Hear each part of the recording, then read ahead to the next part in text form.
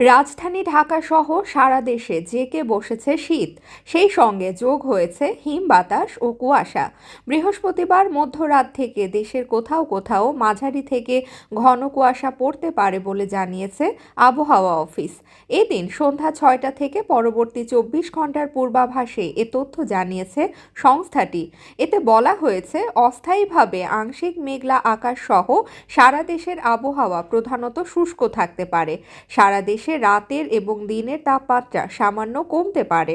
আবহাওয়াবিদ আফরোজা সুলতানা জানান, মধ্যরাত থেকে শুক্রবার সকাল পর্যন্ত দেশের উত্তর পূর্বাংশের কোথাও কোথাও মাঝারি থেকে ঘন কুয়াশা পড়তে পারে। এ সময়ে দেশের অন্যত্র হালকা থেকে মাঝারি ধরনের কুয়াশা পড়তে পারে। সারা দেশে রাতের এবং দিনের তাপমাত্রা প্রায় অপরিবর্তিত থাকতে পারে। তবে আগামী 16 ডিসেম্বরের পর থেকে কুয়াশা কিছুটা কমতে পারে। এদিকে শীতকাল বলতে যা বোঝায় সেই পৌষ মাসের আরও 3 দিন বাকি, তাই উত্তর পশ্চিম মৌসুমি বায়ুর দাপট ধীরে ধীরে আরও বাড়বে। আবহাওয়াবিদরা বলছেন, গত বছর সর্বনিম্ন তাপমাত্রা 5 ডিগ্রিতে নেমেছিল, এবারও তেমন হতে পারে।